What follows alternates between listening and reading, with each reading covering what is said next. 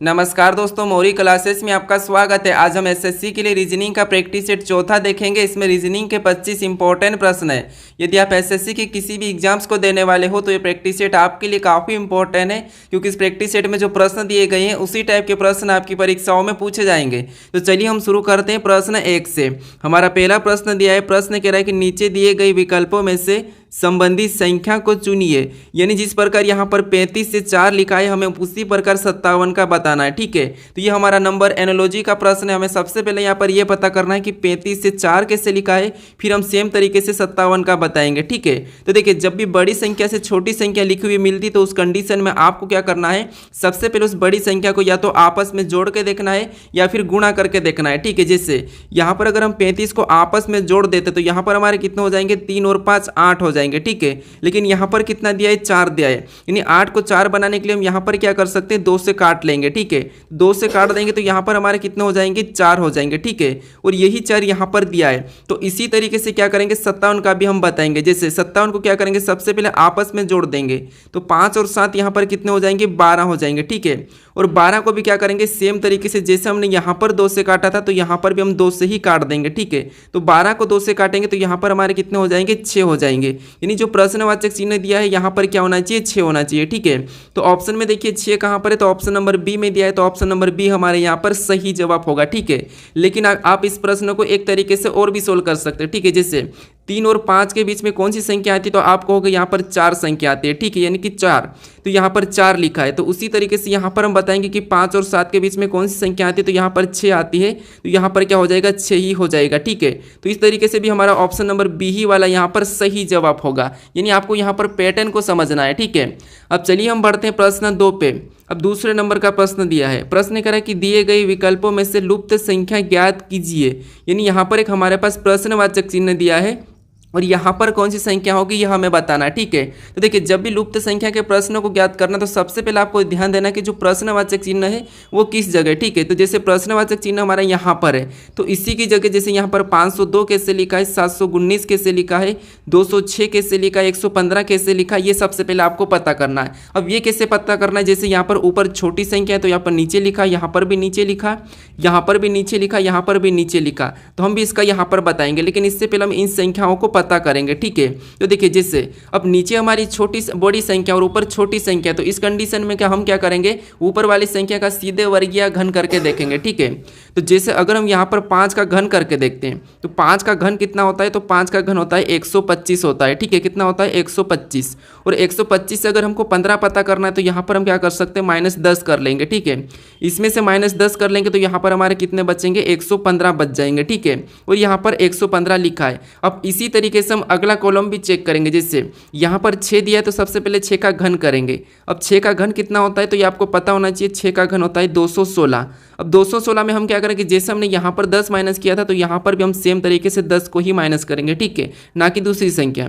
तो यहाँ पर 10 माइनस करेंगे तो यहाँ पर हमारे कितने हो जाएंगे, यहाँ पर हमारे हो जाएंगे 206 और यहाँ पर 206 भी दिया है। ठीक है, यानी आपको पैटर्न पता चल रहा है। अब इसी तरीके से 8 और 9 को भी चेक करते हैं। जैसे यहाँ पर इस 8 का भी क्या करेंगे, घन करेंगे। ठीक है, अब 8 का घन कितना होता है, तो 8 का घन होता है 512 और इस 512 में हमें क्या करना है, सबसे पहले जैसे हमने यहाँ पर -10 किया था तो यहाँ पर भी हम -10 ही करेंगे। ठीक है, तो -10 करेंगे तो यहाँ पर हमारे कितने बचेंगे, 502 बचेंगे। यानी कि यहाँ पर भी 502 लिखा है। अब एक और देख लेते हैं, जैसे अब यहाँ पर 9 का घन करते हैं। अब 9 का घन कितना होता है, तो 9 का घन होता है 729 और 729 में से भी -10 करेंगे। ठीक है, तो यहाँ पर हमारे कितने बचेंगे, तो यहाँ पर हमारे बचेंगे 719। कितने बचेंगे, 719 और 719 भी यहाँ पर दिया है। यानी आपको यहाँ पर इस कॉलम में पैटर्न पता चल चुका है। ठीक है, ऊपर वाली संख्या का घन करना है और उसमें से 10 माइनस करना है। ठीक है, हम क्या करेंगे, यहाँ पर देखिए ऊपर वाली संख्या हमें कौन सी दी है, 7 दी, तो 7 का घन करेंगे। ठीक है, अब 7 का घन कितना होता है, तो 7 का घन होता है 343 होता है। ठीक है, तो इसका तो हमने घन किया और घन करने के बाद जैसे हमने यहाँ पर -10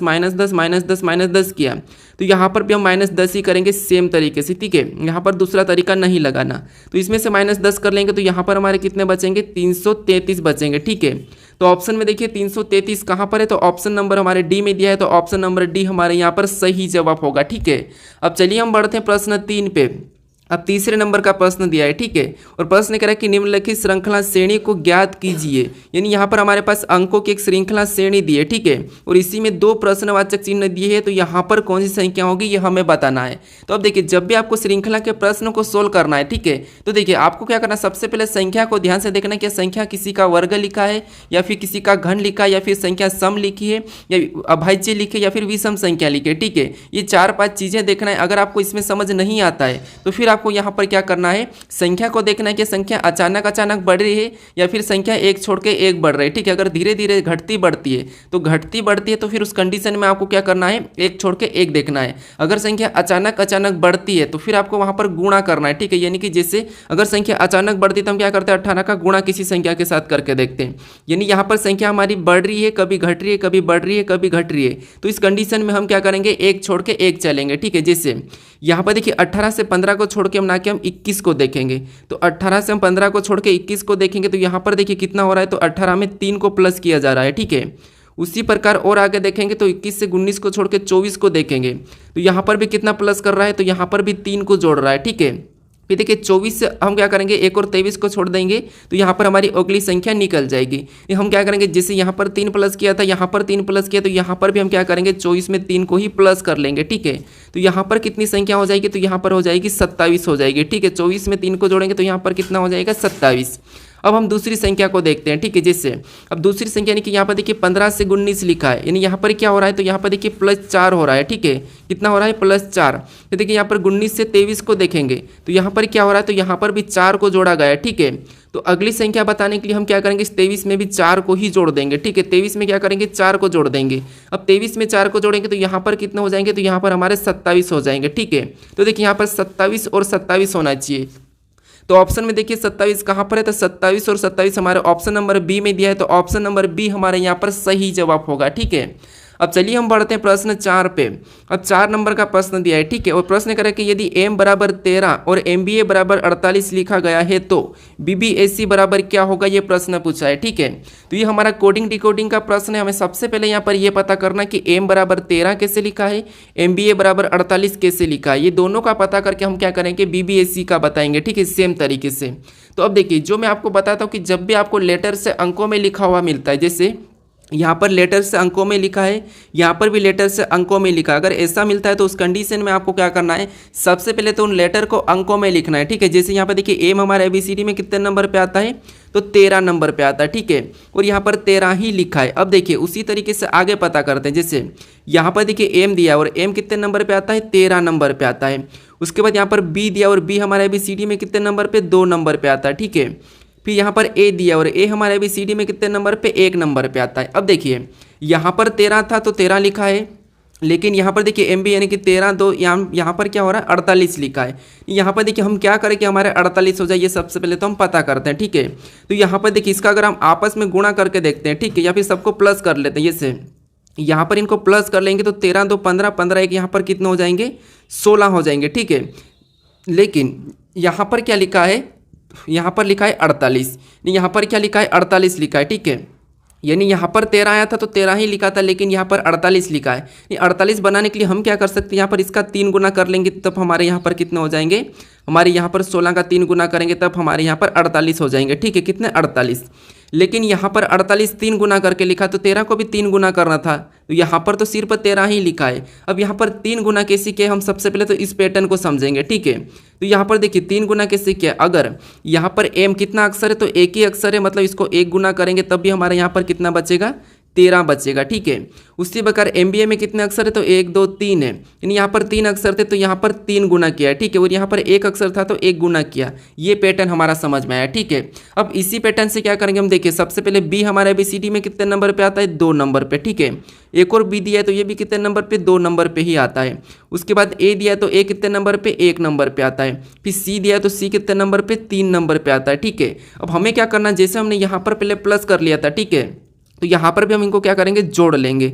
अब इनको आपस में जोड़ेंगे, 2 2 4 1 5 और 3 कितने हो जाएंगे, यहाँ पर 8 हो जाएंगे, ठीक है। अब जैसे यहाँ पर एक अक्षर था तो एक गुना किया था, यहाँ पर 3 अक्षर था तो 3 गुना किया, तो अब यहाँ पर हम क्या करेंगे, अक्षर को गिनेंगे फिर गुना करेंगे। तो यहाँ पर BBAC में कितना अक्षर है, तो 4 अक्षर है, ठीक है। तो इस 8 को हम क्या करेंगे, यहाँ पर 4 गुना कर लेंगे सेम तरीके से। तो 8 का 4 गुना कितना होता है, 32 होता है, ठीक है। तो BBAC का कोड क्या हो जाएगा, 32 हो जाएगा। तो ऑप्शन हमारे यहाँ पर सी वाला यहाँ पर सही जवाब होगा, ठीक है। कौन सा, ऑप्शन सी। अब चलिए हम बढ़ते हैं प्रश्न 5 पे। अब 5वें नंबर का प्रश्न दिया है, ठीक है। और प्रश्न कह रहा है कि निम्नलिखित विकल्पों में से असंगत शब्द समूह का चयन कीजिए। यानी कि यहाँ पर हमें बताना है कि जो हमें 4 विकल्प दिए हैं इनमें से 3 तो किसी न किसी तरह समान है, लेकिन एक अलग है, उसका हमें बताना है, ठीक है।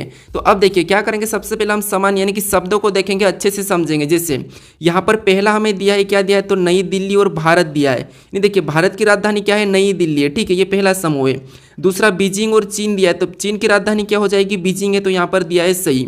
फिर ढाका और यहाँ पर बांग्लादेश दिया है, यानी कि ढाका और बांग्लादेश, यानी कि बांग्लादेश की राजधानी क्या होती है, ढाका, ढाका है, ठीक है, तो यहाँ पर ढाका लिखा है। उसके बाद देखिए पाकिस्तान की राजधानी यहाँ पर होना चाहिए, लेकिन यहाँ पर क्या है, लाहौर है, जबकि पाकिस्तान की राजधानी क्या है, इस्लामाबाद है, ठीक है, क्या है, इस्लामाबाद है। तो ये हमारा क्या हो जाएगा, यहाँ पर अलग हो जाएगा, ठीक है। तो अलग कौन सा हो जाएगा, ऑप्शन डी वाला, ये असंगत है, क्योंकि यहाँ पर देखिए भारत की यहाँ पर राजधानी नई दिल्ली है तो नई दिल्ली को लिखा है, चीन की राजधानी बीजिंग है तो बीजिंग को लिखा है, बांग्लादेश की राजधानी ढाका है तो यहाँ पर ढाका को लिखा है। तो यहाँ पर भी क्या लिखना था, पाकिस्तान की राजधानी इस्लामाबाद लिखना था, लेकिन यहाँ पर लाहौर लिखा है, ठीक है, यहाँ पर लाहौर लिखा है और हमें असंगत पूछा था, तो असंगत हमारा ऑप्शन नंबर डी है। तो ये वाला हमारा सही जवाब होगा, ठीक है, क्योंकि पाकिस्तान की राजधानी क्या होती है, यहाँ पर इस्लामाबाद होती है, ठीक है, उसकी है। अब चलिए हम बढ़ते हैं प्रश्न 6 पे।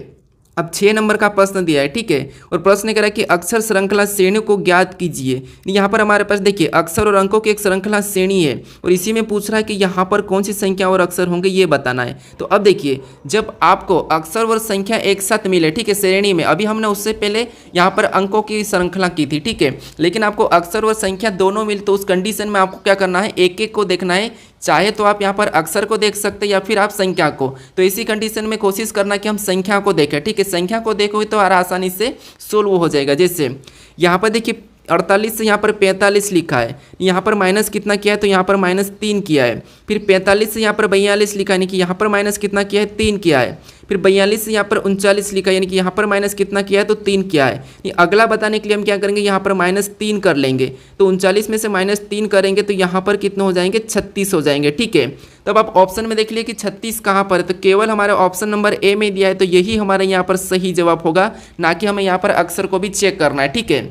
लेकिन फिर भी चेक कर सकते, जैसे यहाँ पे देखिए एल के बाद एम आता है, एम के बाद एन आता है, एन भी दिया है, एन के बाद ओ आता है, ओ भी दिया है, तो ओ के बाद यहाँ पर पी आना चाहिए, ठीक है, तो ये हमने पी को बताया।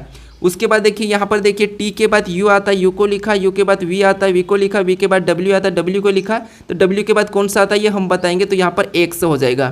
तो यहाँ पर देखिए हमारा यहाँ पर श्रृंखला में अगला क्या निकला, तो पी एक्स यहाँ पर 36, तो यहाँ पर देखिए पी एक्स 36 हमारा ऑप्शन नंबर ए वाला ही सही जवाब हो रहा है, ठीक है। अब चलिए हम बढ़ते प्रश्न 7 पे। अब 7वें नंबर का प्रश्न दिया है, ठीक है, और प्रश्न करें कि निम्नलिखित आर्य का चयन करें जो दिए गए वर्गों के बीच संबंध को दर्शाता है। यानी यहाँ पर हमें दिया है आकृति दिया है, बेलन दिया और आयत दिया है, ठीक है। इनके आपस में इनका वेन डायग्राम कैसा बनेगा ये प्रश्न पूछा है। अब देखिए जब भी आपको वेन डायग्राम यानी कि वेन आरेख का प्रश्न सोल्व करना है तो सबसे पहले आपको क्या करना है, तीनों शब्दों को क्या करना है, ध्यान से देखना है कुछ सेकंड के लिए, ठीक है। हम देखते हैं जैसे आकृति, बेलन और आयत, ये तो हमारे पहचान के शब्द है। अब ऐसे में आपको क्या करना है, किसी भी एक शब्द का आरेख बना लेना, ठीक है। तो जैसे यहाँ पर देखिए हमें क्या दिया है, आकृति दी है, ठीक है, तो हम क्या करते हैं यहाँ पर आकृति का डायग्राम बना लेते हैं, ठीक है। उसके बाद अब क्या करना है, आपको दूसरे शब्द का डायग्राम बनाना है। जैसे दूसरा शब्द हमें यहाँ पर क्या दिया है, बेलन दिया है। अब बेलन का बनाने से आपको पहले ये देखना है कि जो आपने आकृति का डायग्राम बना लिया है, ठीक है, उससे कोई संबंध है या नहीं है। तो आप कहोगे बेलन एक आकृति है, मतलब इनका आपस में संबंध है। बेलन क्या है, एक आकृति है, मतलब आकृति के अंदर आएगी, ठीक है। तो हम क्या करेंगे, बेलन को अंदर बना लेंगे, आकृति के अंदर। उसके बाद आपको बनाना है तीसरे शब्द का, यानी कि तीसरा शब्द अब दिया हमारा आयत। तो आयत का बनाने से पहले हम देखेंगे कि आयत और बेलन का आपस में कोई संबंध है या नहीं है। तो आप कहोगे इनका तो कोई भी आपस में संबंध नहीं है, तो फिर यहाँ पर देखेंगे कि आयत और आकृति का है कि नहीं। तो यहाँ पर कहोगे आकृति का आयत से संबंध है कि आयत आकृति के अंदर आता है, ठीक है, आयत भी एक आकृति है, तो ये इसके अंदर आ जाएगा, तो इससे अलग बनेगा, ठीक है, क्योंकि इनका कोई आपस में कोई भी संबंध नहीं है तो ये इससे अलग बन जाएगा, ठीक है। अब देखिए तीनों शब्दों का हमारे पास डायग्राम बन चुका है, तो किस टाइप का डायग्राम बना है, तो ये वाला डायग्राम बना है। तो ऑप्शन में देखिए कहाँ पर है, तो ऑप्शन ऑप्शन नंबर सी में दिया है, तो ऑप्शन नंबर सी हमारे यहाँ पर सही जवाब हो जाएगा। ठीक है, तो जैसे हमने जो बड़ा वाला डायग्राम बनाया है किसका बनाया है, तो आकृति का बनाया है। उसके बाद हमने जो डायग्राम इसके अंदर ये वाला बनाया ये आयत का बनाया है। उसके बाद हमने ये वाला जो डायग्राम बनाया है किसका बनाया है, बेलन का बनाया है। ठीक है, तो हमारा ऑप्शन नंबर यहाँ पर सी वाला सही जवाब हो जाएगा। अब चलिए हम बढ़ते हैं प्रश्न 8 पे।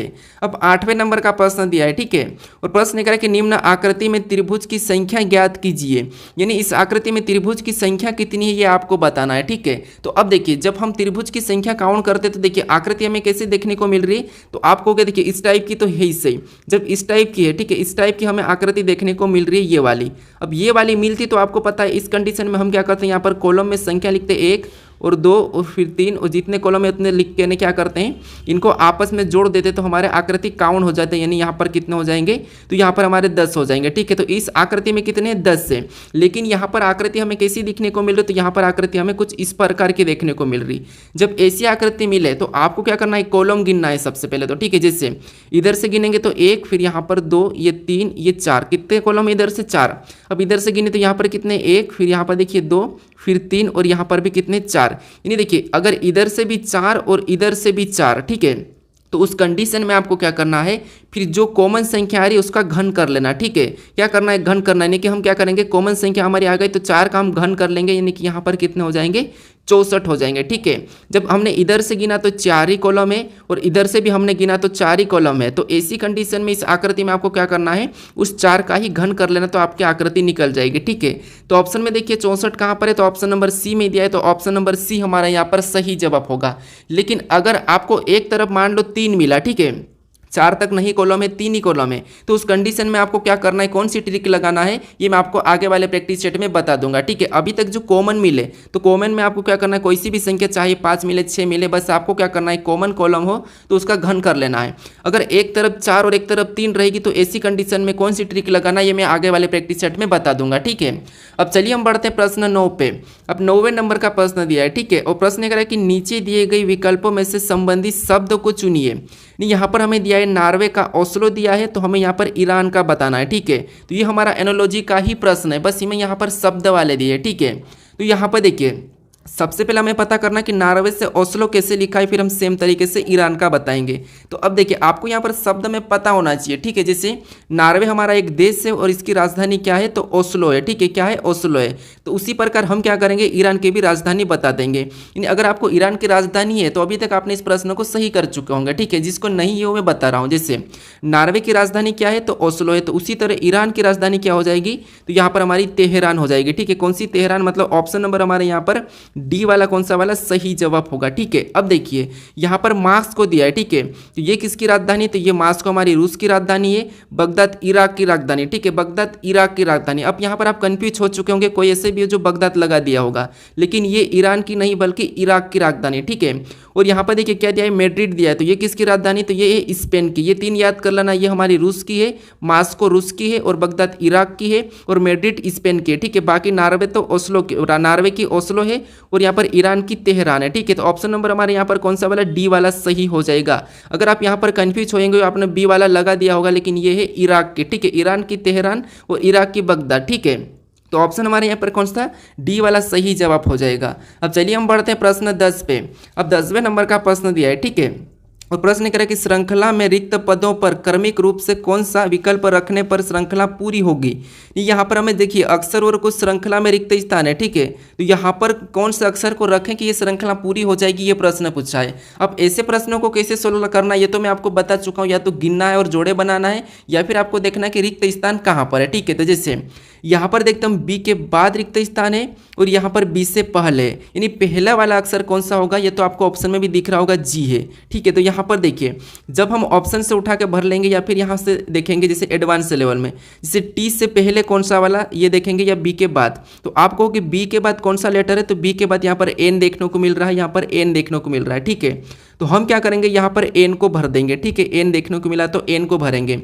उसके बाद देखिए यहाँ पर रिपीट हमारा कहाँ से हो रहा है, तो हम यहाँ से इसको अलग जोड़ा बना लेते हैं। ठीक है, अब हमें यहाँ पर देखिए जैसे यहाँ पर बी के बाद एच दिया है और यहाँ पर हम बी के बाद एच भरते हैं। ठीक है, जैसे अगर हम यहाँ पर एच भरते हैं तो लेकिन हमारे पास तो सामने कोई एच है ही नहीं, तो यहाँ पर हम चेंज कर लेंगे, लेकिन अभी तक भरते हैं। ठीक है, उसके बाद यहाँ पर देखिए हमने एज भर लिया, ठीक है, मान लो हमने यहाँ पर एज भर दिया, ठीक है। उसके बाद जोड़े बना के देखेंगे, एक जोड़ा हमारा ये बन चुका H B N T F, उसके बाद यहाँ पर भी एच बी, यहाँ पर एन के बाद क्या आ जाएगा, टी आ जाएगा, ठीक है। तो यहाँ पर देखिए एच बी एन टी, ठीक है, H B N T F, एक जोड़ा हमारा यहाँ पर भी बना है, तो आगे वाला यहाँ पर आई दिया है, ठीक है। यानी दोस्तों यहाँ पर आपको पैटर्न समझ में आएगा। देखिए एन से पहले तो यहाँ पर तो बी ही आएगा, ठीक है, यहाँ तो बी आ रहा है, यहाँ पर भी एक जोड़ा बन गया है, ठीक है। फिर यहाँ पर भी बी एन टी एफ तो सही है, लेकिन हमारा पहला अक्षर ऐसा है जो किस तरह पैटर्न चल रहा है, ठीक है। जैसे यहाँ पर हम जी को भरते हैं, ठीक है, तो जी को हमने यहाँ पर भर दिया, ये हमने किसको भरा, जी को, और जी के बाद क्या आता है, एच आता है, एच के बाद आई आता है, और आई के बाद यहाँ पर जे हो जाएगा। नहीं, अल्फाबेट में एक एक प्लस करके भरा है, ठीक है। बाकी वही है, जैसे G B N T F, यहाँ पर H B N T F, यहाँ पर I B N T F, और यहाँ पर J B N T F. अब हमारा जो पहला लेटर था वो +1 में चला है, ठीक है। कौन सा पहला लेटर +1 में चला है, ठीक है। तो अब हम देखेंगे कि हमने कौन कौन से लेटर को भरा है। तो सबसे पहले तो हमने जी को भरा है, उसके बाद हमने एन को भरा है, फिर हमने टी को भरा है, फिर हमने बी को भरा है, और लास्ट में हमने जे को भरा है, ठीक है। तो लास्ट में जे, यानी कि हमारा ऑप्शन नंबर सी वाला यहाँ पर क्या हो जाएगा, सही जवाब होगा, ठीक है। तो आपको एडवांस लेवल में सोल्व करना, तो आपको देखिए यहाँ पर ये जोड़े तो बनते मिल ही रहे थे, ठीक है, बी एन टी एफ तो मिल ही रहा था, लेकिन आपको पहले वाले अक्षर को चेंज करना था, ठीक है। अब चलिए हम बढ़ते प्रश्न 11 पे, इसका भी लेवल धीरे धीरे बढ़ाएंगे, ठीक है। अब देखिए 11वें नंबर का प्रश्न दिया है, ठीक है, और प्रश्न करें कि दिए गए घन को मोड़कर निम्नलिखित में से कौन सा बॉक्स बनाया जा सकता है। यहाँ पर देखिए हमारे पास एक खुला पासा दिया है, इसको बंद करने पर कौन सा पासा बनेगा, ये प्रश्न पूछा है, ठीक है। तो देखिए कल के ही प्रैक्टिस सेट में आपको मैं बताया था कि इसका विपरीत बताना आप सीख जाओ, ठीक है। कल में सिखाया था आपको ऐसे खुले पासे का विपरीत कैसे बताना, करेक्ट है, ठीक है। तो जैसे आपको पता है सबसे पहले एक छोड़ के एक चलना, यानी कि @ का विपरीत क्या हो जाएगा, प्लस, और यहाँ पर हैशटैग का क्या हो जाएगा, 6 हो जाएगा, और जो बचा वो किसका हो जाएगा, तो 4 का प्रतिशत हो जाएगा। ये मैं आपको बताया था। अब ये विपरीत कैसे बताना एग्जैक्ट है, ये मैं कल के प्रैक्टिस सेट में सिखा दिया था कि कभी भी गलती नहीं करना है, कैसे आपको कोना देखना है, कैसे आपको भुजाएं देखना है, ये मैं कल के प्रैक्टिस सेट में बता दिया हूँ, ठीक है। अब देखिए जब भी हम क्या करते हैं, पासे पे किसी का विपरीत बताते हैं, तो आपको पता है विपरीत हमेशा दिखता नहीं है, ठीक है, विपरीत एक साथ नहीं रहते। तो जैसे यहाँ पर देखिए हमारे पास हैशटैग, इसका विपरीत कौन है, तो आप कहोगे इसका विपरीत हमारा 6 है, ठीक है, यहाँ पर 6 है, और यहाँ पर प्लस, और प्लस का विपरीत क्या है, तो प्लस का विपरीत चिन्ह है @ है, ठीक है। उसके बाद देखिए 4 है, और 4 का विपरीत क्या है, तो 4 का विपरीत हमारा प्रतिशत है। अब ये एक दूसरे के विपरीत है। अब आपको यहाँ पर पता है कि ये विपरीत कभी भी एक साथ नहीं दिखते, तो पासे में ये एक साथ नहीं दिखना चाहिए। जैसे या तो आपको हैश दिखेगा तो 6 नहीं दिखेगा, अगर आपको प्लस दिखा तो @ नहीं दिखेगा, अगर @ दिखा तो प्लस नहीं दिखेगा, अगर आपको 4 दिखा तो प्रतिशत नहीं दिखेगा, और प्रतिशत दिखा तो 4 नहीं दिखेगा, क्योंकि हमें यहाँ पर बॉक्स बनाया जा सकता है, ये बताना है। तो अब देखिए जैसे यहाँ पर हम ऑप्शन ए से लेते हैं, तो यहाँ पर 6, 4 और हैशटैग दिया है, ठीक है। तो आपको पता है हैश और यहाँ पर 6 ये आपस में विपरीत है, तो ये एक साथ नहीं दिखना था, ठीक है, ये नहीं दिखना था, तो यहाँ पर एक साथ दिखे हैं, तो इसे हम नहीं बना सकते हैं, ठीक है। उसके बाद यहाँ पर दिया है @ दिया है, हैश दिया और प्लस दिया है, तो आपको यहाँ पर देखिए देखने को मिल रहा है कि प्लस और @ ये एक दूसरे के विपरीत है, तो ये भी एक साथ नहीं दिखना था, लेकिन यहाँ पर एक साथ दिख रहे हैं, तो ये भी हमारा नहीं बनाया जा सकता है, ठीक है। उसके बाद ऑप्शन सी को देखेंगे तो 4, 6 प्लस दिखा है, तो देखिए प्लस का यहाँ पर विपरीत क्या है, @ है, नहीं दिखा है। 4 का यहाँ पर विपरीत क्या है, तो प्रतिशत है, ये भी नहीं दिखा है। 6 का क्या है, तो हैशटैग है, ये भी नहीं दिखा है। मतलब इसको हम क्या करते हैं, बना सकते हैं, ठीक है, क्योंकि यहाँ पर विपरीत में से कोई एक दिख रहा है, मतलब इसे हम बना सकते हैं, ठीक है। फिर ऑप्शन डी को भी चेक कर लीजिए, क्योंकि अभी तक हमारा ऑप्शन सी वाला तो सही हो गया, ठीक है। फिर यहाँ पर देखिए हमें प्रतिशत और यहाँ पर 4 एक साथ दिख रहे हैं, क्योंकि ये आपस में विपरीत है, तो इसे भी हम नहीं बना सकते। अब हमारा ऑप्शन कौन सा वाला सही हो रहा है, तो ऑप्शन नंबर सी हमारा यहाँ पर सही जवाब हो रहा है, ठीक है। तो ये पासे को बंद कैसे करना ये आपको मैं बताया हूँ। अब आपको अगले वाले प्रैक्टिस सेट में बताऊंगा कि पासे को खोलना कैसे है, ठीक है। अब चलिए हम बढ़ते प्रश्न 12 पे। अब 12 नंबर का प्रश्न दिया है, ठीक है। अब प्रश्न ये कह रहा है कि किसी सांकेतिक भाषा में प्रोजेक्ट को KLVG लिखा जाता है, यानी कि लिखा गया है, तो उस प्रकार प्राउड को क्या लिखा जाएगा, ये प्रश्न पूछा है, ठीक है। ये भी हमारा कोडिंग डिकोडिंग का ही प्रश्न है, और परीक्षा में आपको पता है कोडिंग डिकोडिंग के प्रश्न 2 या 3 पूछे जाते हैं, ठीक है। तो यहाँ पर देखिए हमने पहले अंकों वाले किए थे, यहाँ पर हमारे पास लेटर से लेटर ही कूट है, तो ऐसी कंडीशन में आपको क्या करना है, जो जिसका कोड दिया है उससे ही लिखना है। जैसे यहाँ पर हमें दिया है प्रोजेक्ट, ठीक है, प्रोजेक्ट का क्या कोड दिया है, तो सबसे पहले आपको प्रोजेक्ट को लिख लेना अपने पेन पे, जो आपको वहाँ पर एग्जाम हॉल में मिलेगा, ठीक है। उस पर आपको इस प्रकार लिखना है, जो भी दिया है लेटर वाला अक्षर, ठीक है। उससे लिखने के बाद आपको क्या करना है, जैसे हमने इसको लिखा है, ठीक है, और इसका कोड यहाँ पर क्या दिया, KLVG लिया, ठीक है। तो उसको हम क्या करेंगे, उसके नीचे ही आपको लिखना है, जैसे K, उसके बाद LV और G लिख लेना, ठीक है। ये कोड दिया, इसको लिखना। उसके बाद आपको पता करना है कि ये कोड कैसे, देखिए यहाँ पर हमारे पास ज़्यादा अक्षर है और यहाँ पर कम अक्षर है। तो ऐसी कंडीशन में आपको क्या करना है, या तो एक छोड़ के एक भी देख सकते हैं। देखते हैं हम कैसा क्या हो रहा है, ठीक है। तो यहाँ पर देखिए पी का ऑपोजिट यानी कि पी का विपरीत लेटर क्या होता है, के, और के को यहाँ पर लिखा है। उसके बाद यहाँ पर देखिए आर को तो इसने छोड़ दिया है, ठीक है, आर को छोड़ा, और एल का विपरीत लेटर क्या होता है, एल, एल है, ठीक है। तो एल को लिखा है, फिर जे को छोड़ा है, ठीक है। और वी, ई का विपरीत लेटर क्या है, तो वी है। ई का क्या है, वी लेटर है, तो यहाँ पर ई लिखा, वी लिखा है, और सी को यहाँ पर वापस छोड़ा है, और टी का विपरीत लेटर जी है, तो यहाँ पर जी लिखा है। यहाँ पर देखिए एक छोड़ के एक उसका विपरीत लेटर लिखा है, ठीक है। तो हम क्या करेंगे, जैसे इसका विपरीत लेटर बताएंगे सबसे पहले, तो पी का, तो आपको पता है पी का विपरीत लेटर क्या है, के, ठीक है। ये हम सेम तरीके से बता रहे हैं। उसके बाद हमें जैसे इसने एक को छोड़ दिया था, तो हम भी यहाँ पर इसको छोड़ देंगे और यहाँ पर ओ का बताएंगे। अब ओ का विपरीत लेटर क्या होता है, एल होता है, ठीक है, एल है। उसके बाद हम वापस से क्या करेंगे, जैसे इसने और एक को छोड़ा तो हम भी यहाँ पर एक को छोड़ देंगे, ठीक है। उसके बाद हम डी का विपरीत लेटर बताएंगे। अब डी का विपरीत लेटर क्या है, तो आपको पता है डी का डब्ल्यू है। अब ये हमारा कोड बना है, ठीक है। तो ये हमें ऑप्शन में देखना है कि कहाँ पर है, के एल डब्ल्यू। तो के एल डब्ल्यू हमारा ऑप्शन नंबर देखिए यहाँ पर कौन सा हो जाएगा, तो यहाँ पर हमारा ऑप्शन नंबर हम किसको मानेंगे, तो यहाँ पर ऑप्शन नंबर देखिए जो यहाँ पर पी है, ठीक है, इसकी जगह आपको क्या करना है, के कर लेना, ठीक है, क्योंकि यहाँ पर टाइपिंग मिस्टेक है, ठीक है। क्या है, टाइपिंग मिस्टेक, यानी कि के एल डब्ल्यू हमारा ऑप्शन नंबर कौन सा वाला, ए वाला सही जवाब होगा, ठीक है। तो जिस तरीके से यहाँ पर कोट किया था, तो हमने भी सेम तरीके से यहाँ पर बताया, ठीक है। कभी कभी क्या होता है, टाइपिंग मिस्टेक हो जाती है। अब चलिए हम बढ़ते प्रश्न 13 पे। अब 13 नंबर का प्रश्न दिया है, ठीक है, और प्रश्न कह रहा है कि दिए गए संयोजन का सही दर्पण छवि का चयन कीजिए। यानी दोस्तों यहाँ पर हमें देखिए कुछ अक्षर और अंक दिए हैं, इसकी दर्पण छवि इस तरफ कैसी बनेगी, ये प्रश्न पूछा है, ठीक है। देखिए हम यहाँ पर देखेंगे एम पे तो कोई प्रभाव नहीं पड़ेगा, मतलब एम तो हमारा ऐसा ही रहेगा, ठीक है। यहाँ पर उल्टा होगा, ठीक है, कैसा हो जाएगा, तो यहाँ पर देखिए उल्टा एम हो जाएगा। तो ऑप्शन में देखेंगे तो सभी में वैसा ही है। उसके बाद 5 को देखेंगे, ठीक है, तो 5 हमारा कैसा हो जाएगा, तो 5 हमारा ऐसा हो जाएगा। तो यहाँ पर देखिए 5 हमारा इसमें नीचे की ओर झुका है, तो हमारा ऑप्शन सी नहीं होगा, इसको हटा लेंगे। उसके बाद वी पर भी कोई प्रभाव नहीं पड़ेगा, वी ऐसा ही होगा। लेकिन यहाँ पर वी नीचे की ओर झुकाएंगे तो ये भी हमारा नहीं होगा, तो बी भी हमारा हटेगा। फिर एफ हमारा पलट जाएगा, एफ हमारा कैसा बनेगा, ऐसा बनेगा, ठीक है। तो यहाँ पर एफ हमारा नीचे की ओर झुक रहा है, तो ये भी नहीं होगा। अब बचा हमारे पास केवल ऑप्शन डी, तो यही हमारा सही हो जाएगा। आगे हमें चेक करने की कोई ज़रूरत नहीं है, ठीक है। हमने यहाँ पर 3 गलती एग्जैक्ट यानी कि करेक्ट 3 गलती बता दिए, तो हमारा ऑप्शन डी यहाँ पर सही हो जाएगा, क्योंकि उतना समय नहीं मिलता है, आपको फटाफट गलती निकालना और आगे बढ़ना है, ठीक है। अब चलिए हम बढ़ते हैं प्रश्न 14 पे। अब 14 नंबर का प्रश्न दिया है, ठीक है, और प्रश्न कह रहा है कि यदि प्लस का अर्थ माइनस और माइनस का अर्थ गुणा और गुणा का अर्थ भागित और भागित का अर्थ प्लस है, तो निम्नलिखित अभिव्यक्ति का मान ज्ञात क्या होगा। यानी दोस्तों जब आपको ऐसा प्रश्न मिले, जब अर्थ दिया जाता है प्लस माइनस का, ठीक है, तो उस कंडीशन में जो समीकरण दिए उसको क्या करना है, आपको चिन्ह बदल के सोल्व करना है, ठीक है। जैसे यहाँ पर हम लिखेंगे 9 दिया है, तो हम 9 को लिख लेते हैं। उसके बाद हमें चिन्ह यहाँ पर कौन सा मिला है, माइनस, और हमें प्रश्न में कह रहा है कि माइनस का अर्थ होता है गुणा, तो हम क्या करेंगे, यहाँ पर माइनस की जगह गुणा लगा लेंगे, ठीक है, बस यही करना है। आगे वापस से 9 लिखा है, तो हमें क्या करना है, 9 को लिखना है। फिर हमें चिन्ह कौन सा दिया है, यहाँ पर भागित का दिया है, और यहाँ पर भागित का अर्थ क्या कह रहा है, तो यहाँ पर भागित का अर्थ कह रहा है प्लस, तो यहाँ पर हम प्लस लगा लेंगे और अगली संख्या 72 को वैसा ही लिख लेंगे, ठीक है। उसके बाद और आगे देखेंगे तो हमें यहाँ पर गुणे का चिन्ह मिल रहा है, और यहाँ पर देखिए गुणे का अर्थ क्या कह रहा है, तो गुणे का अर्थ भागित का। यहाँ पर हम वापस से भागित का चिन्ह लगा के अगली संख्या 4 को वैसा ही लिखेंगे, ठीक है। उसके बाद और हमें चिन्ह मिल रहा है प्लस, और यहाँ पर प्लस का अर्थ क्या कहा, माइनस, तो माइनस लगा के हम 6 को उतार लेंगे। अब ऐसा करने के बाद आपको क्या करना है, यहाँ पर इस समीकरण को सोल्व करना है बोर्ड मास रूल पे, ठीक है। सबसे पहले भाग, फिर गुणा, फिर प्लस या माइनस, ठीक है। देखिए सबसे पहले अगर हम भाग सोल्व करेंगे तो 9 और गुणा 9 तो ये वैसा ही उतर जाएगा, प्लस का भी वैसा ही रहेगा। अब इसमें हम क्या करेंगे, भाग देंगे, तो यहाँ पर देखिए 18 चौक 72 यानी कि 18 बार में ये भाग जाएगा, ठीक है। ये भाग कितने बार में, 18 बार में, फिर -6 वैसा ही उतर जाएगा। उसके बाद यहाँ में हम क्या करना है, गुणा करना, तो यहाँ पर गुणा करेंगे तो यहाँ पर 9 कितने हो जाएंगे, 81, और प्लस हम क्या करेंगे, यहाँ पर 18 कर लेंगे, ठीक है। प्लस कितने करेंगे, 18 और -6।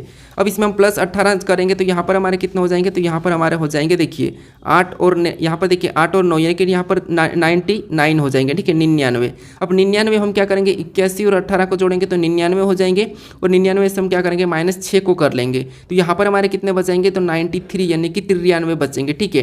तो यही हमारा सही जवाब हो जाएगा, ठीक है। कौन सा वाला, 93 यानी कि 93। तो ऑप्शन नंबर हमारा यहाँ पर डी वाला सही जवाब होगा, ठीक है। तो आपको क्या करना है, चिन्ह बदल के यहाँ पर सोल्व करना है। एक और टाइप इसमें इसमें पूछी जाती है कि पहले से चिन्ह दिए जाते हैं और आपस में किस चिन्ह को बदलेंगे, जो कि आपको मैं अगले प्रैक्टिस सेट में बता दूंगा। ठीक है, अब चलिए हम बढ़ते हैं प्रश्न 15 पे।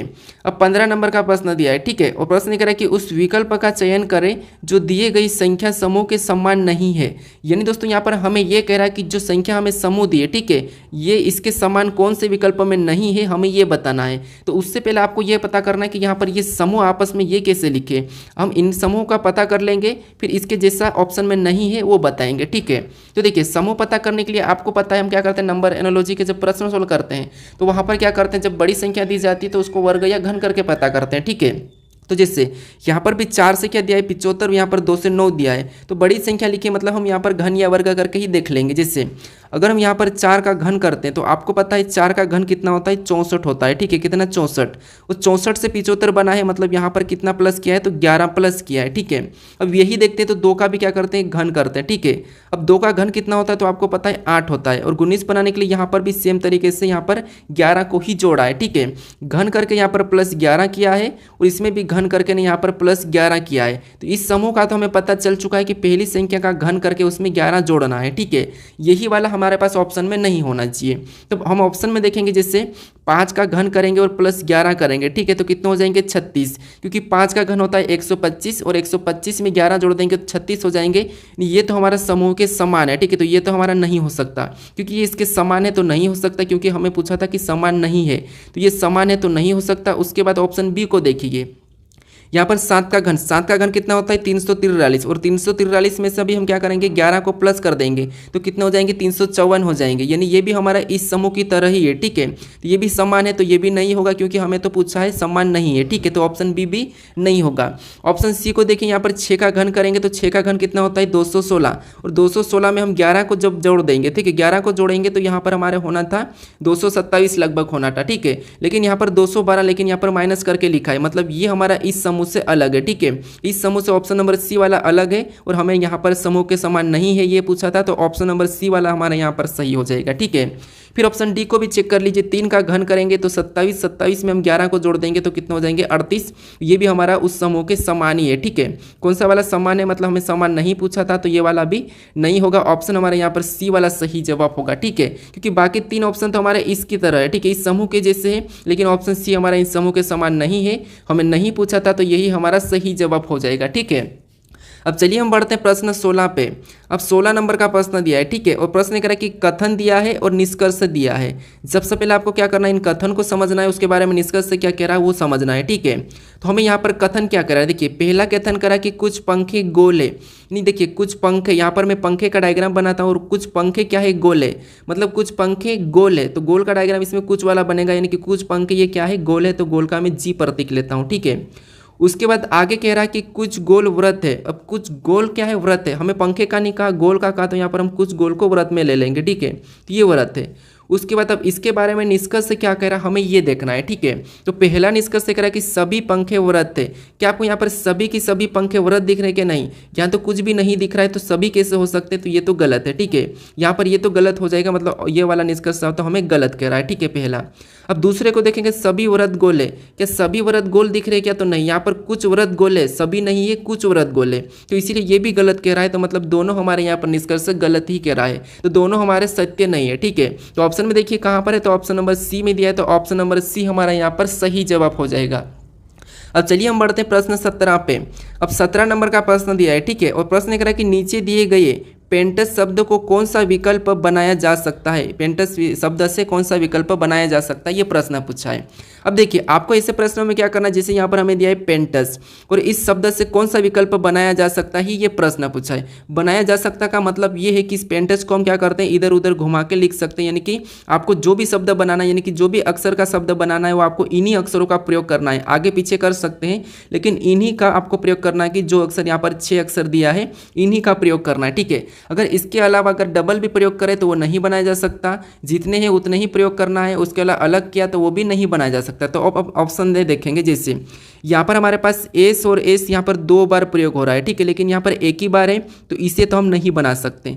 फिर यहाँ पर देखिए ई दिया और यहाँ पर ई हमारे इसमें है ही नहीं। ठीक है, पेंटस में ई नहीं है, तो ये भी हम नहीं बना सकते, तो ऑप्शन बी भी नहीं होगा, क्योंकि हमें बनाया जा सकता है, ये पूछा है। ठीक है, उसके बाद ऑप्शन सी को देखिए तो NIPSAT, मतलब ऑप्शन हमारा यहाँ पर देखिए कौन सा वाला बन रहा है, तो आप कहोगे ऑप्शन सी हमारा बन रहा है। ठीक है, ऑप्शन यहाँ पर डी में देखेंगे तो पी दिया है, ए दिया है, आई दिया है, एम, यहाँ पर एम दिया है। ठीक है, क्योंकि एम तो हमारा यहाँ पर है ही नहीं, तो इसको भी हम नहीं बना सकते, यानी कि हमें जो बनाया जा सकता प्रश्न पूछा है तो हमारा कौन सा बन रहा है, ऑप्शन नंबर सी वाला बन रहा है, ना कि डी वाला। ठीक है, क्योंकि यहाँ पर डबल एस दिया है तो नहीं बनाया जा सकता, यहाँ पर ई दे दिया है तो ई तो है ही नहीं, एम भी नहीं है, तो ये दो तो नहीं बना सकते, केवल हमारा यहाँ पर सी वाला सही जवाब होगा। ठीक है, तो आपको ये भी याद रखना कि अगर आपको अक्सर एक ही है, ठीक है, यहाँ पर अक्सर एक है और यहाँ पर डबल दिया जाए तो वो भी नहीं बना सकते हैं। ठीक है, तो ऑप्शन हमारा यहाँ पर सी वाला सही जवाब हो जाएगा।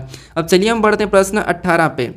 अब 18 नंबर का प्रश्न दिया है। ठीक है, और प्रश्न कह रहा है कि निम्न आकृति का अध्ययन करें और बताइए कि संख्या 7 से क्या दर्शाया गया है। यहाँ पर हमें इस आकृति का अध्ययन करना और संख्या 7 से क्या दर्शाई ये बताना है। ठीक है, तो यहाँ पर जो हमें वृत्त दिख रहा है, ठीक है, यानी ये हमारा क्या है, सॉरी यहाँ पर वर्ग दिख रहा है। ठीक है, ये क्या है तो प्रशिक्षित नर्स हैं, और जो वृत्त दिख रहा है, ठीक है, ये हमारा वृत्त है, वृत्त में क्या दिया है वैभाविक जनसंख्या, और यहाँ पर जो त्रिभुज है इसमें क्या दिया है तो यहाँ पर दिया है अस्पताल में नर्स है। अब हमें संख्या 7 में क्या दर्शाई ये बताना है। ठीक है, तो देखिए इसके यहाँ पर देखिए इसके अंदर तो संख्या 7 नहीं है, यानी कि हमारे पास प्रशिक्षित नर्स के अंदर तो संख्या नहीं है, तो इसे हम हटा लेंगे। ठीक है, अब हमें संख्या 7 किस किस के अंदर दिख रही है, तो हमारी संख्या दिख रही है एक तो हमारे वृत्त के अंदर भी है और त्रिभुज के अंदर भी है। ठीक है, तो अब हमें क्या करना है, यहाँ पर बताना है कि विभाजित जनसंख्या को भी दर्शा रहा है और अस्पताल में नर्से को भी दर्शा रहा है। तो हम ऑप्शन में देखेंगे कि विभाजित प्रशिक्षित नर्से को दर्शा रहे थे, क्या आप कहोगे यहाँ पर तो नहीं दर्शा रहा है, तो ये ऑप्शन तो गलत हो जाएगा। ठीक है, फिर ऑप्शन में देखेंगे अस्पताल में विवाहित नर्से, हाँ ये दर्शा रहा। ठीक है, अस्पताल में विवाहित नर्से को दर्शा रहा है। उसके बाद यहाँ पर ऑप्शन सी को देखेंगे तो अविवाहित प्रशिक्षित नर्से को दर्शा रहा, तो प्रशिक्षित अविवाहित को भी नहीं दर्शा रहा, क्योंकि यहाँ पर तो इसने नहीं दर्शाया। ठीक है, उसके बाद प्रशिक्षित नर्से को दर्शा रहा, क्या तो ऑप्शन डी भी हमारा नहीं होगा, यानी कि ऑप्शन बी हमारा यहाँ पर सही होगा। जो संख्या 7 है वो किसको दर्शा रही, तो यहाँ पर अस्पताल में विवाहित नर्से को दर्शा रही। ठीक है, 2 को दर्शा रही, तो ऑप्शन बी हमारा यहाँ पर सही जवाब हो जाएगा। ठीक है, ये वेन आरेख का ही दूसरा टाइप है। अब चलिए हम बढ़ते हैं प्रश्न 19 पे।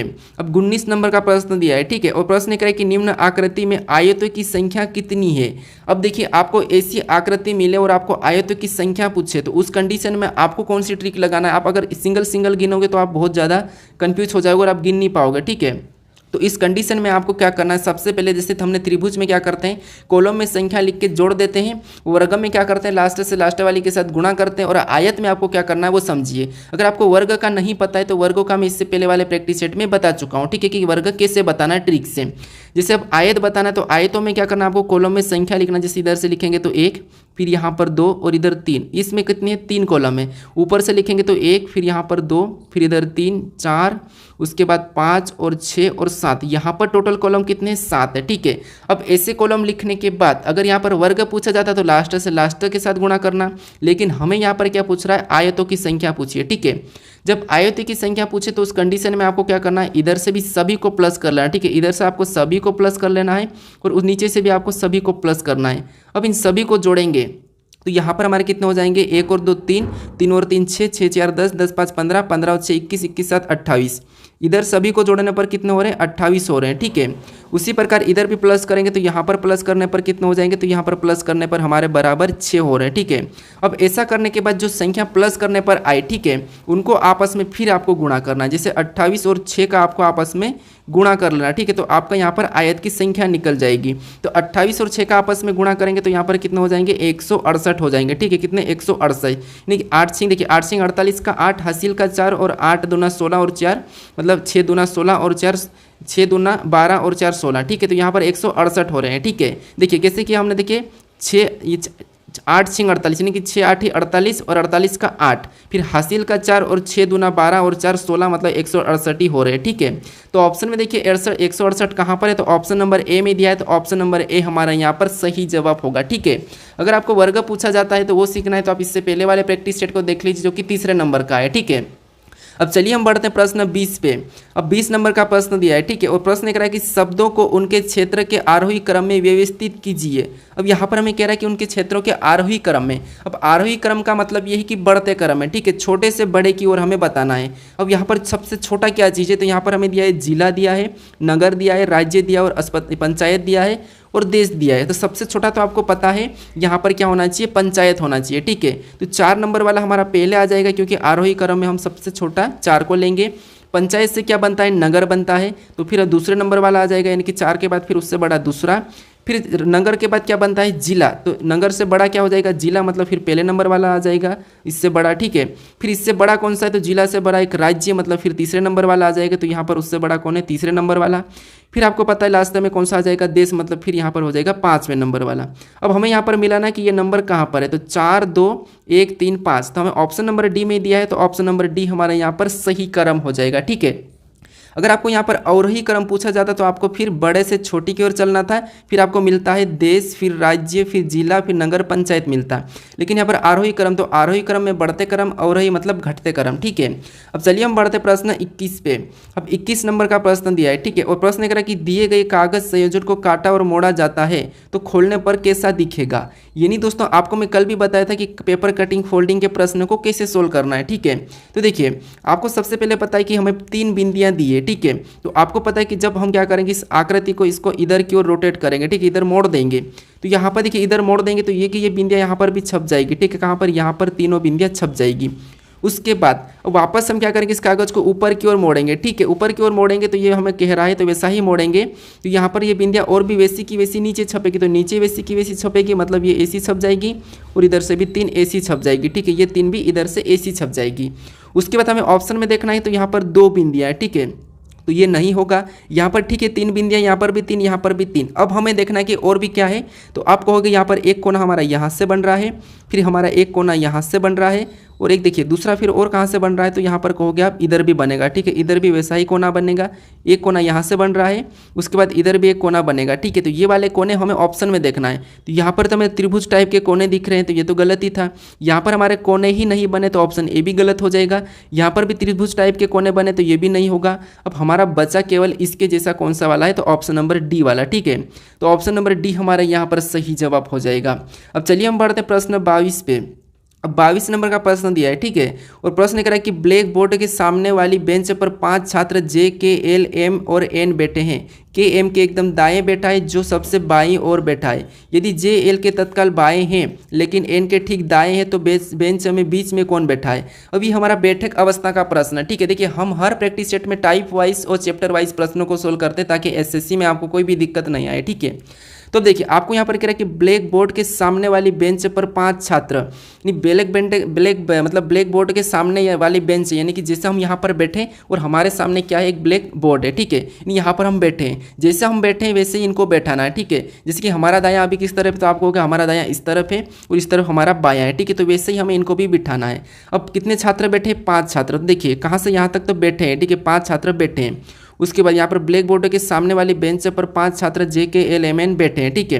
अब आगे कह रहा है कि के एम के एकदम दाएं बैठा है। क्या कह रहा है कि के एम के एकदम दाएं बैठा है, यानी जो के बैठा है, ठीक है, ये जो के बैठा है ये एक एम के एकदम दाएं बैठा है, मतलब एम इधर हो जाएगा इसके बाएं में, ठीक है, ये हमने बिठा दिया। उसके बाद जो सबसे बाईं ओर बैठा है, ठीक है, देखिए के एम के एकदम दाएं बैठा है जो सबसे बाईं ओर है, ठीक है, यानी कि एम क्या है, सबसे बाईं ओर हो जाएगा, ठीक है। जैसे ये एक बेंच पे बैठे हैं, ठीक है, ये एक बेंच पे बैठे हैं तो ये सबसे बाईं ओर हो गया, ये फिर उसके बाद हो गया, फिर यहाँ पर हमें 3 लोगों को और बैठाना है, ठीक है। अब देखिए आगे कह रहा कि यदि जे एल के तत्काल बाएं बैठा है, ठीक है, यहाँ पर देखिए जे एल के तत्काल बाएं बैठा है, यानी कि जे को हम यहाँ पर भी बिठा देते हैं, कहाँ पर भी जे, ये जो जे है, ठीक है, जे एल के तत्काल बाएं मतलब यहाँ पर एल हो जाएगा, ठीक है। अब ये तत्काल बाएं बैठा है, ठीक है, तत्काल बाएं बैठा है, लेकिन एन के ठीक दाएं, यानी एन के ठीक दाएं मतलब एन यहाँ पर बैठ जाएगा, ठीक है। अब देखिए एन के ठीक दाएं और जे के बाएं कौन बैठा है, यानी कि एल के बाएं कौन बैठा है, जे, मतलब हम यहाँ पर 5 लोगों को सही साथ बिठा दिया है। अब आगे प्रश्न कह रहा है कि देखिए एक बार और पढ़ के चेक कर लीजिए, जैसे के एम के एकदम दाएं बैठा है, तो के एम के एकदम दाएं मतलब सही है, जो कि सबसे बाईं ओर बैठा, मतलब हाँ एम सबकी बाईं ओर बैठा, ये भी सही है। यदि जे एल के तत्काल बाएं है तो यहाँ पर देखिए जे एल के तत्काल बाएं है तो ये भी सही है, लेकिन एन के दाएं मतलब हाँ एन के दाएं है तो ये भी सही है, मतलब 5 लोग हमारे सही बैठ चुके हैं। अब देखिए प्रश्न कह रहा है कि तो बेंच के बीच कौन बैठा है, यानी कि यहाँ पर प्रश्न कह रहा है कि तो बेंच के बीच में कौन बैठा है, तो आपको यहाँ पर दिखा है बेंच के बीच में कौन बैठा है, एन बैठा है, तो एन हमारा ऑप्शन सही होगा, यानी कि ऑप्शन डी वाला यहाँ पर सही हो जाएगा, ठीक है। अब चलिए हम बढ़ते हैं प्रश्न 23 पे। अब 23 नंबर का प्रश्न दिया है, ठीक है। और प्रश्न कह रहा है कि एक महिला की तस्वीर की ओर इशारा करते हुए वरुण ने कहा कि वह मेरे ससुर के बेटे की एकलौती बहन की सास से वरुण उस महिला से किस प्रकार संबंधित है, ये प्रश्न पूछा है, ठीक है। तो देखिए, अगर आपको ब्लड रिलेशन के प्रश्न में ए बी का भाई है, बी सी की बहन है, ये वाले प्रश्न सोल्व करना है तो मैं इससे पहले वाले प्रैक्टिस सेट में बता चुका हूँ। अब आपको यहाँ पर इशारे करने वाला है, ठीक है।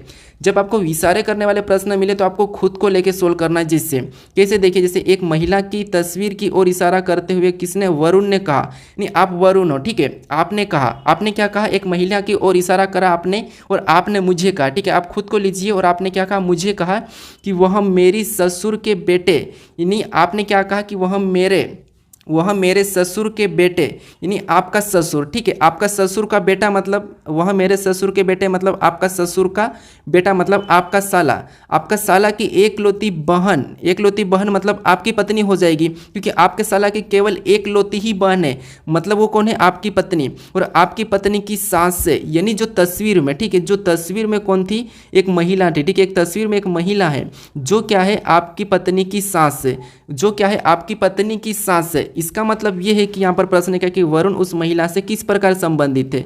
यहाँ पर महिला से, जहाँ से लगा उससे उल्टा बताना है कि महिला का वरुण क्या लगेगा।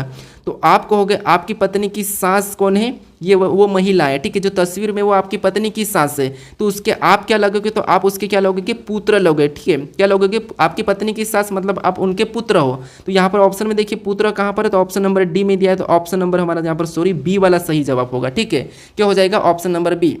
तो आपको क्या करना है, यहाँ पर खुद को लेना, जिससे वह मेरे ससुर के बेटे की एकलौती बहन मतलब आपके ससुर का बेटा मतलब आपका साला, और आपके साले की एकलौती बहन मतलब केवल आपकी पत्नी, और आपकी पत्नी की सास जो चित्र में थी वो आपकी पत्नी की सास मतलब आप उनके बेटे हो, ठीक है। तो ऑप्शन बी वाला यहाँ पर सही होगा। अब चलिए हम बढ़ते प्रश्न 24 पे। अब 24 नंबर का प्रश्न दिया है, ठीक है। और प्रश्न करें कि निम्नलिखित में से कौन सा विकल्प दिए गए पैटर्न को पूरा करेगा। यहाँ पर हमारे पास इस आकृति में क्वेश्चन मार्क दिया, यहाँ की आकृति हमें हटी हुई मिल रही है, तो इसे ही हमें क्या करना है, पूरा करना है विकल्प से उठा के, ठीक है। तो अब देखिए, सबसे पहले हमें देखना है कि यहाँ पर आकृति कैसी बन रही है। तो आपको पता है एक तरफ ब्लैक है एक तरफ व्हाइट है, देखिए यहाँ पर भी एक तरफ ब्लैक एक तरफ व्हाइट, यहाँ पर भी एक तरफ ब्लैक एक तरफ व्हाइट। तो यहाँ पर अगर देखिए यहाँ पर व्हाइट है तो यहाँ पर एक तरफ क्या होना चाहिए, तो यहाँ पर एक तरफ ब्लैक होना चाहिए, ठीक है। क्या होना चाहिए, यहाँ पर ब्लैक होना चाहिए, तो ये ब्लैक वाला होगा। तो ऑप्शन में देखिए यहाँ पर कहाँ पर मिल रहा है हमें, तो यहाँ पर तो हमें व्हाइट मिल रहा है, तो ये नहीं होगा। यहाँ पर व्हाइट मिल रहा है, ये भी नहीं है, ये ठीक है। अभी देखते हैं आगे, इधर क्या होना चाहिए, तो यहाँ पर व्हाइट होना चाहिए, तो नीचे वाला ब्लैक ऊपर वाला व्हाइट, मतलब ये भी नहीं होगा। ऑप्शन हमारे यहाँ पर डी वाला सही हो जाएगा, ठीक है।